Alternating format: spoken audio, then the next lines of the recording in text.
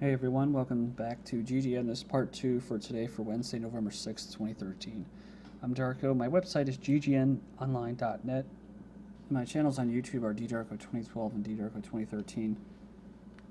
Alright, oh yeah, I do have a Twitter account. You probably, I'm not sure if you have it or not, but if you want to get updates that way. Also, on the website, you can get updates. I still have, I'll continue here, but I still have a Facebook Global Government News group. Someone told me that, my family told me that, yeah, it's still up there and going. Did you know that? Like, people wrote a comment about, you better check your facts, buddy. And my sister's like, I don't even think he has a Facebook account anymore, which I don't. So I wasn't even able to defend myself, but maybe I should sign up just so I can, post stuff to that group. It was actually nice to get pick up some viewers there, you know.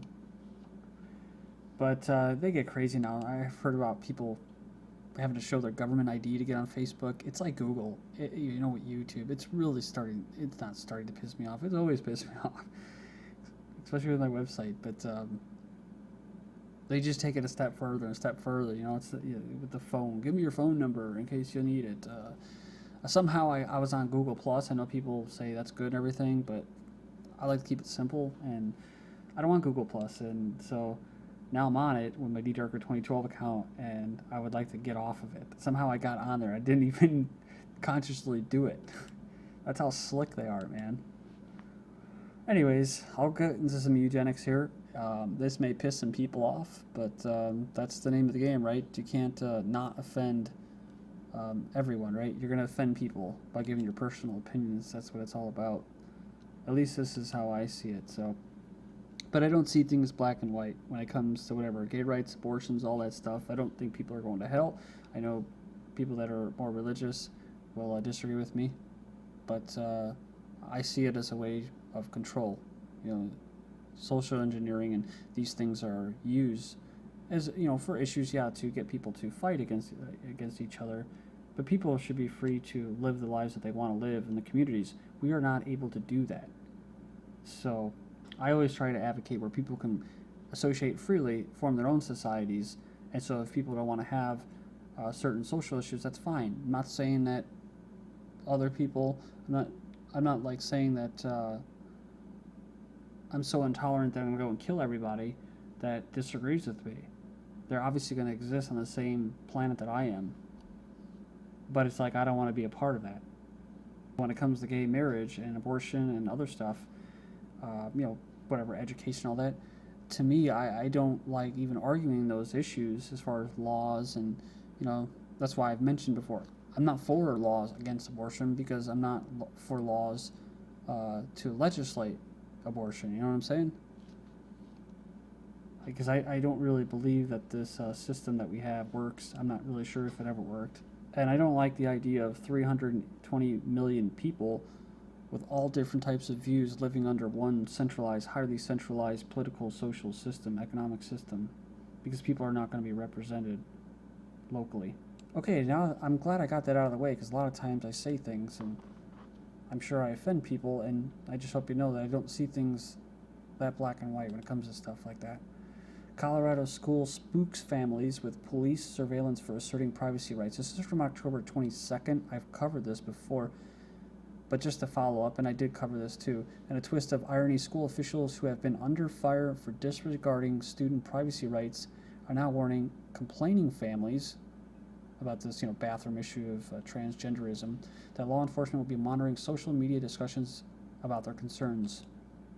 Had to do with something that was a transgender student that was starting to get kind of like, kind of pushy, right? Acting like they were victimized, and a report released says the superintendent again waved off parents and students' concerns about district's decision to allow a teenage boy at the high school who identifies as a girl to freely enter his girls' bathroom and locker rooms.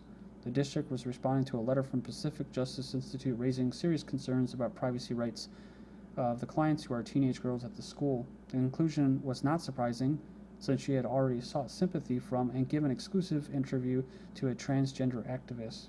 What was surprising, though, was the report's failure to address threats by the athletic department against the girls' continued participation in school sports. after they asserted their rights. But they say even more troubling was the superintendent's warning that complaining families were now subject to having their social media monitored by police. It says we have now received a large and growing stack of hate mail from supposedly tolerant LGBT supporters, most of which are based on unquestioning faith in school officials who have proved to be untrustworthy. So, tolerance, right?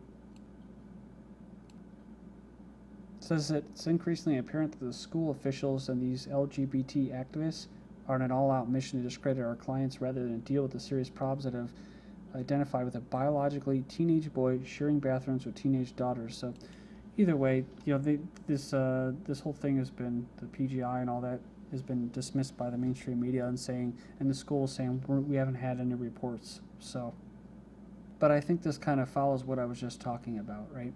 Tolerance is, I could tolerate it, but I don't have to like it, or I don't have to agree with it. But you really shouldn't have to tolerate it. You just do because you're living in a society, like I said, that's highly centralized, highly controlled, and social agendas are pushed. This LGBT groups, a lot of times, they have a lot of money. These conservative groups, or not even conservative groups, but any groups that, a lot of these groups that are against this, push for this type of stuff, for social engineering, the ones that are against them don't have a lot of money. They're usually grassroots, whereas these ones from the top, or these LGBT groups are usually coming from the top. They get a lot of money flowing to them, so they can hire protesters to show up on the spot.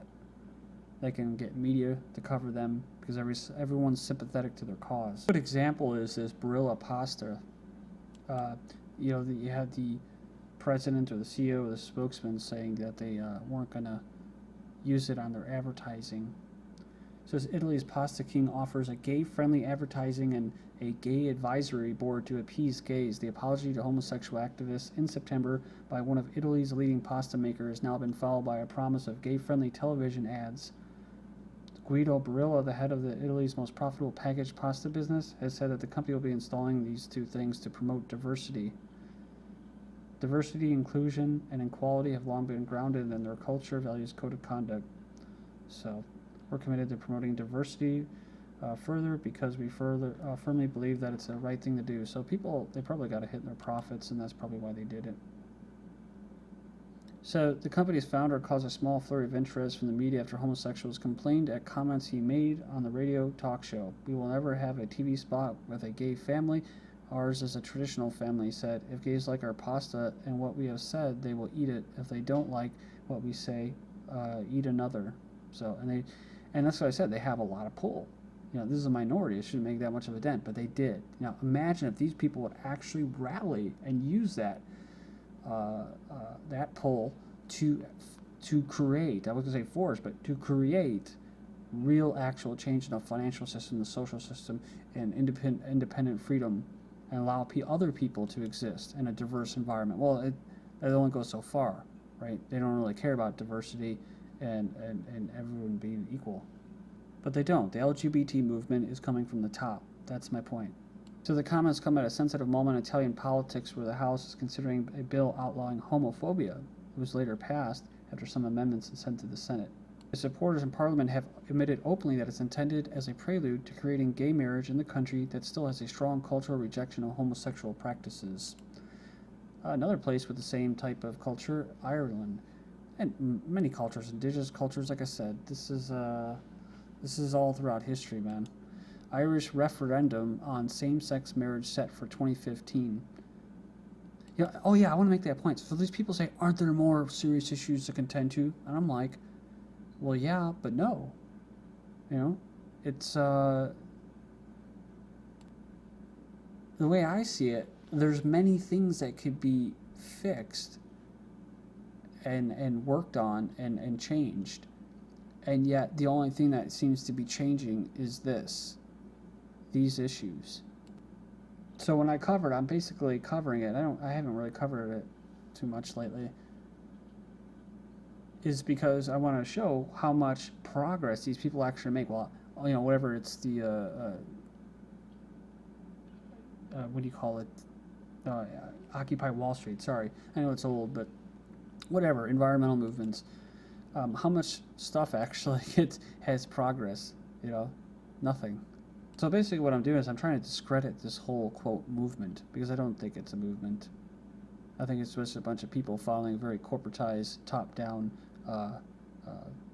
social engineering operation or project agenda. In fact, there's many people that are in that community.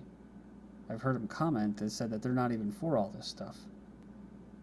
So that's why I want to make it known. I'm not going after these people for their whatever choices. I'm going after whoever it is that's pushing this because it's diverting attention from real issues. This should be called a disclaimer video, shouldn't it be? Irish referendum on same-sex marriage is set for 2015. They announced earlier today. So, remember in Ireland, they also did what? Irish Times claim of Ireland's first abortion a lie. So I remember reading that article saying, oh, it was great, the first abortion in Ireland under the Protection of Life During Pregnancy Act. They said that the procedure would have been allowable under the previous law. So, tells you the games they play. Italian teachers must receive gender equality training, says the government earlier in the month. The Italian minister basically decreed a law from the government including instructions that all teachers must receive training in gender equality to pass on to the students respect for diversity and equal opportunities and overcoming gender stereotypes. Pro-family activists are slamming the law, saying that it could effectively forbid teachers from talking in class about the natural family. It's kind of like the homophobia law, right? Where there's opposition. So as far as diversity, you can say, well, if you're going to be tolerant and you want to have a diverse environment, then I should be able to have my views and stuff. But it's always one way. Sweden's new rating system is the movie Sexist. Cinemas experiment with this new test. Someone wrote, if only we could start rating films based on their writing, acting, direction, and overall quality instead of all this politically fueled stuff. So it says the bigger point is to raise awareness and to ultimately see more female stories and perspectives on cinema screens. So Sweden was also the place I think they were trying to get rid of the word he and she. You hear this a lot. It says, here's why Norway is the best place for working women. It's the best way that you can carry out your feminist struggle, how you can get to the top of the business food chain, because that's what you want to do, right? You want to wear the pants and climb the corporate ladder like your male slave counterpart. In the end, it's another movement that's not really a movement. It's so you can be exploited. So instead of taking care of family, whether it's a man or a woman, you're worshiping money, and that becomes the center of your life. The world's best country for women, says according to a new report, Sweden tops out as the #1 place for women to live. All right.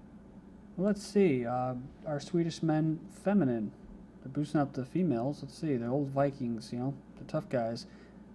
I've been traveling quite a lot around the world and currently live in Stockholm. To me, men in Stockholm seem more feminine than anyone else where I've ever been. Is it just Stockholm or all the men in Sweden as unmasculine? So it's not just their physical appearance, it says in addition they seem to dress feminine as well. Very tight jeans and tight clothes in general. And you see that in the United States as well. Or someone says, why do you care? You want to pick one up or two? Well, no, because it's a trend. It's in Norway too. Norwegian women find their men to be too feminine and soft. Every 5th Norwegian woman thinks Norwegian men are too feminine or too soft. Now they want the men to be harder. So they need someone to stick up for them when they're getting raped by all their immigrants, right? Muslim rape epidemic in Sweden, Norway. Authorities are looking the other way. They're not doing a damn thing about it. Muslim immigrants get community service for gang raping a 12-year-old in Norway. Just recently, a legal alien kills 3 Norwegians one day before his scheduled deportation, an asylum seeker. This Norwegian man was held hostage and beaten by Muslim immigrants in Oslo. Gruesome double hate crime murder shocks Sweden. So it's not just women. These guys are attacking ethnic Swedes and Norwegians. Feminism is started by women, yet when feminism alters the men, the women are still not happy. It says, wow, Sweden might beat Norway and the UK for the largest number of rapes by Muslims. And you can't say anything about immigration or that issue because you'd be called a racist. And dealing with the raping of their women would take masculinity. But their main objective is what? Male Swedish train conductors wearing skirts to protest not being able to wear shorts. There you go.